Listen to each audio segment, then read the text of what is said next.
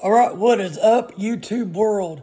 This is Eric Stone, and this video tonight that I'm doing is going to be a review of Chance Stanley's show from December 11th at Sheila's Waddy's Bar in Fort Smith on 71.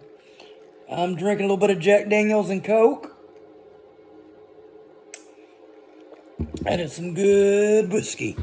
Anyways, I got my Star Wars shirt and Departed, if you can see it kind of little,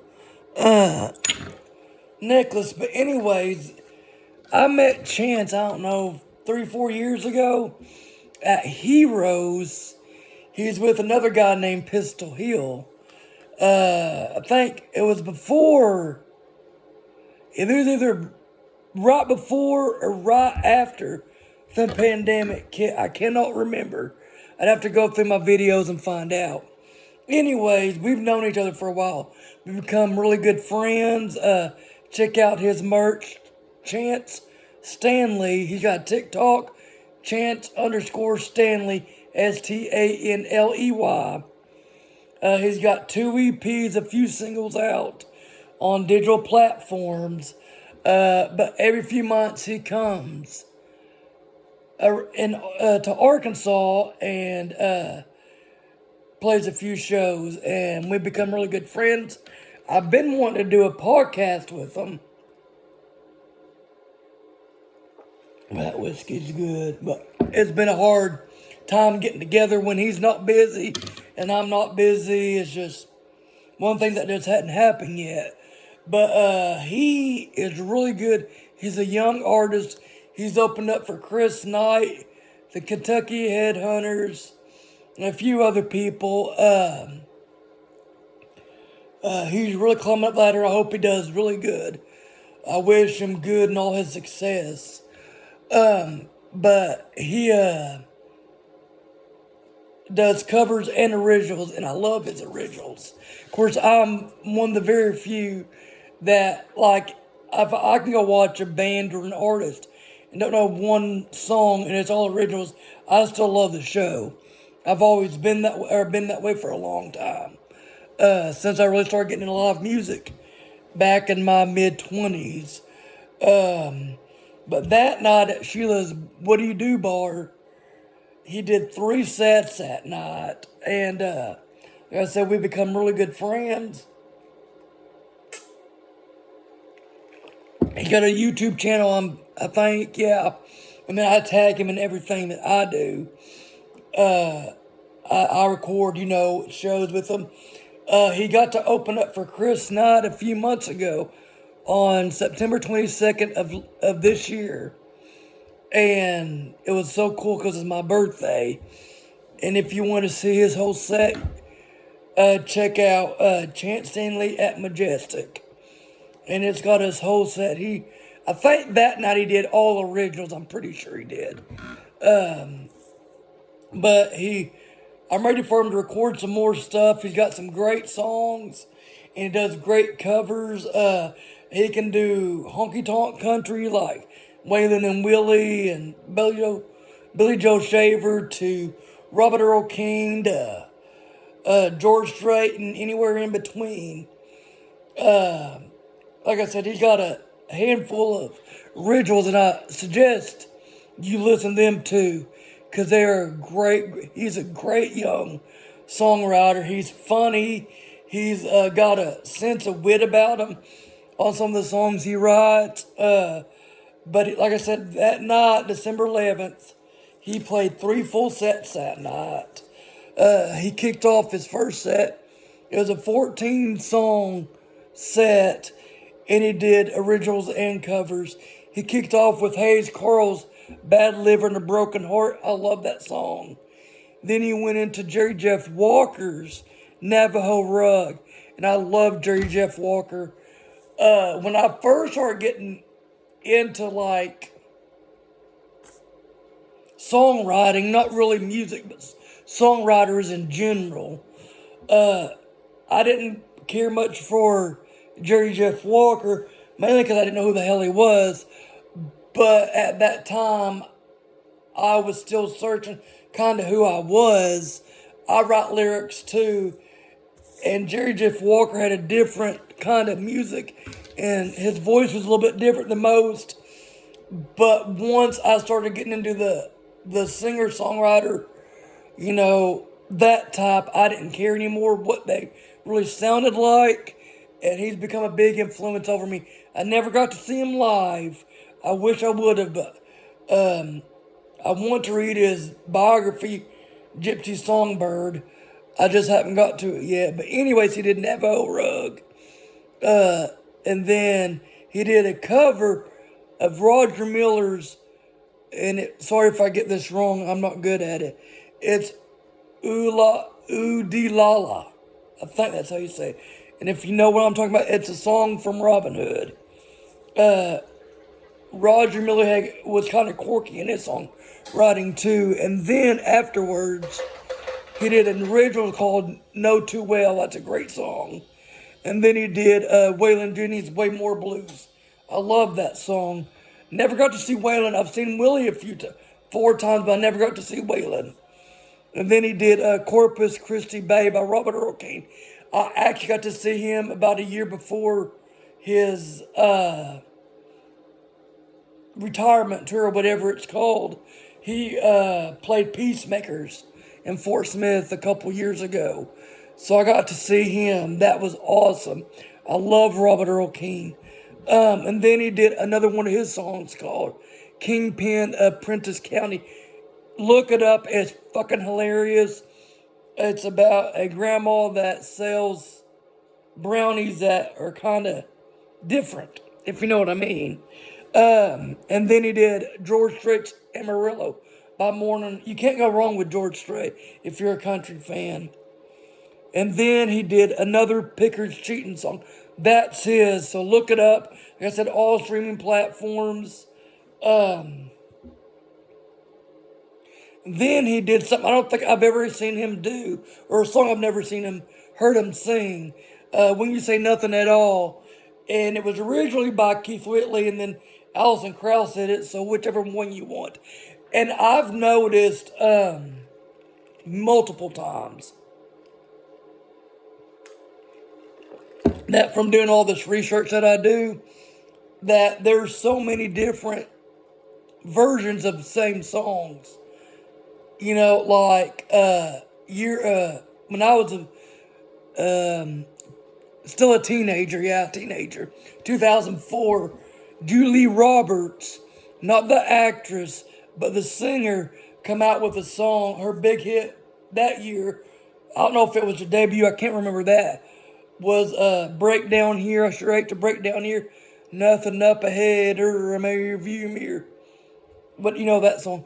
But I was doing some, listening to some 90s country from back in the day, months ago. And I didn't realize that Trace Atkins had recorded it years before Julie Roberts did. Anyways, sorry I get off tangents like that. I just love music. And you know how many people record it? Like Whiskey and You. That's been recorded by multiple different artists. Chris Stapleton co-wrote it. It's been recorded by Julie Roberts, Aaron Lewis, Chris Stapleton. I think there's somebody else that actually recorded it too. That's one of my favorite songs in the world.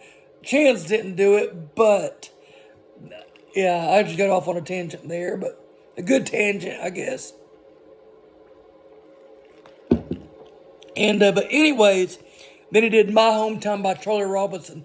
I love Charlie Robinson. I've seen Charlie Robinson at least 3 times. I'm hoping he's coming out of retirement. I don't know. He's been playing a few shows in Texas, so hopefully I get to see him again. I've seen him once in Paris, Arkansas. They had a little bitty Red Dirt Festival down there years ago. And then I've seen him, I know twice for sure. Him, Cody Canada, and Chris Knight played an acoustic show at George's Majestic Lounge in Fayetteville, Arkansas. That was one of the greatest acoustic shows I ever went to. It was awesome. But Charlie Robinson's got kind of a funny sense of humor. And I'm not saying that in a bad way, but if you know his music or listen to his music, you know what I'm talking about. And then he did a new original called Bring It On, Bring It On. And then he ended that set with Time Marches On, Tracy Lawrence. I've seen Tracy Lawrence before. He opened up for George Strait, and it was Miranda Lambert's very first tour she ever went on. She'd opened up for Tracy Lawrence and George Strait. Kerosene had just come out, and I've seen her multiple times. I'd love to songwrite with her. I really would. Anyways, then he took about a 10, 15-minute break. And then he kicked off a 11-song set, middle set. He kicked off with Memphis, Tennessee. That was a rock song that was recorded by Chuck Berry years ago. And then he did another original of his called Hurtin' Heartland Sky. I love this song. It's probably my favorite song that he has ever written or co-written. And then he did Mamas Don't Let Your Babies Grow Up to Be Cowboys. Waylon Jennings, Willie Nelson, they were a big hit back in the 70s and 80s. Then he did another, sorry, I'm getting confused here. Let's drink some more. Drink some more. Then Chance went and did another original called Folks in Alabaster. That's just a funny story. How that happened and how that song came about. And you can find that on my YouTube channel. On this YouTube channel. But anyways. And then he did John Prahn's Angel from Montgomery. I love John Prine. I wish I would have got to know his music earlier in my younger days. Because it wasn't until about 4 or 5 years before he passed in 2020 that I really got to really know him. Or his music, not him, but his music. I think the very first song I ever heard of him was In Spite of Ourselves, and that's a funny fucking song. But anyways, then he did Guy Clark, Dublin Blues. I love that song. My favorite Guy Clark song, though, is LA Freeway. Then he did I've Been Everywhere. He's been doing that song for a while. And it was originally, I think, recorded by Hank Snow. But Johnny Cash, I think, is the one that made it famous. Then I requested Snake Farm. I love Ray Wyler Hubbard, and I love Snake Farm. Excuse me. Then he did David Allan Coe's The Ride. I love that song. I actually got to see David Allan Coe, 10, 12 years ago. And the only thing that I got irritated with David Allan Coe is he did not do his song, You Never Even Call Me By My Name. He did every other song, country song known to man, that night or a medley. But he did not do that song. And I don't know why. Maybe probably because he's getting tired of it. I don't know. And then he did The Only Hell My Mama Ever... I'm the Only Hell My Mama Ever Raised. Johnny Paycheck. Side note, I know this has nothing to do with Chance or... It does have something to do with Johnny Paycheck, though, is when Cody King, The Departed, had that Jeremy Plato and The Departed album. It was covers of like 60s and 70s country songs from that era. They did a really, really good job on a Johnny Paycheck song.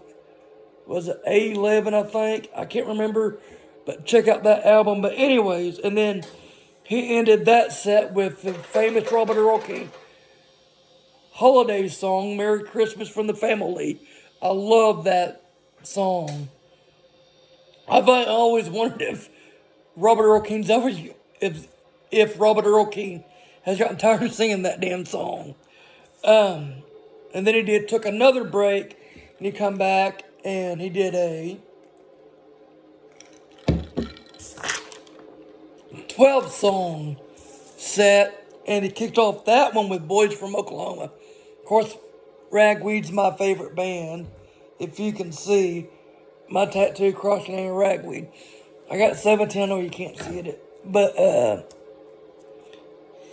And then they did Wagon Wheel, or not them, but he did Wagon Wheel. And this is pretty cool how this song come about. Because there's a lot of mystery to this song. I've done a lot of research on this song, who actually wrote it. And everything I've ever gotten was it was Bob Dylan. I don't know if he actually ever recorded it, but according to multiple sources, he wrote Wagon Wheel, Rock Me Mama Like a Wagon Wheel. I heard it before in 2007 for the first time by a band named Willie Stradlin, and they did a rocked up version of Old Crow Medicine Show's version of that song. So, and then Darius Rucker took over, or not took over it, but recorded it, and now, to me, I hate to say this, it's getting old. But it's just getting too much airplay. I know that sucks coming from me or in anybody, but I mean, after a while, I'm like, really, because I might do a video on like the top 10 songs that I just can't stand, because everybody does their cover of it. I might do that. I don't know, though. But anyways, that's another tangent I got off on. I'm going to drink some more whiskey. I mean, it's a great song, don't get me wrong, but I've just heard it so much. To me, radio stations overplay certain songs. It's like Freebird, Leonard Skinner, and other songs. Then he did, You Never Even Call Me By My Name, David Allan Coe. We were just talking about that, or I was. Then he did,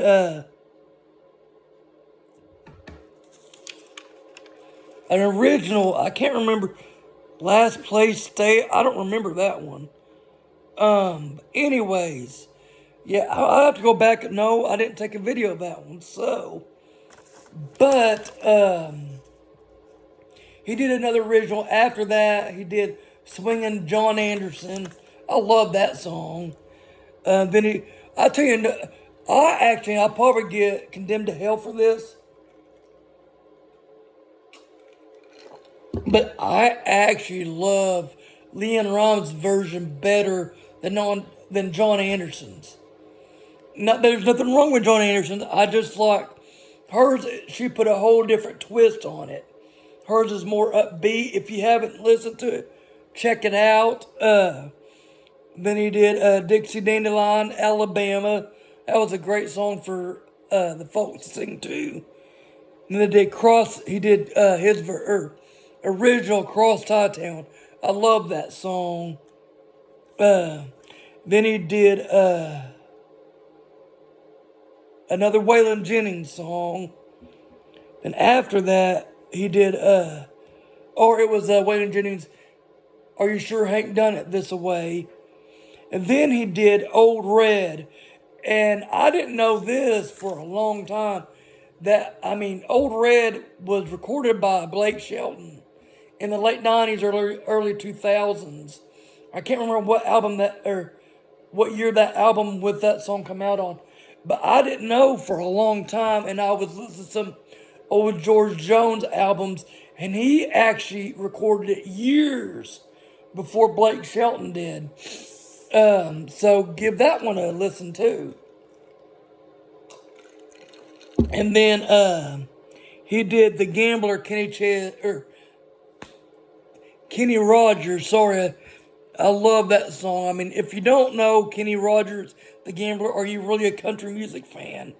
I mean, really, Then he did Folsom Prison Blues, Johnny Cash. I about to say Paycheck, but Johnny Cash. And the funny thing is, I don't know if it's still true, but I know back in the day, everybody thought that Johnny had actually went to prison. I don't think, from what I've researched, he actually never spent time in prison, especially Folsom Prison. He just seen a movie about it and wrote the song. He spent many nights in jail, but not prison. And then he ended that night with Chattahoochee by Alan Jackson. I wanted him to do Tom Petty's Last Dance with Mary Jane, but I guess he just wasn't up to it. But it is what it is, and I don't care. But anyways, like I said, great night that night.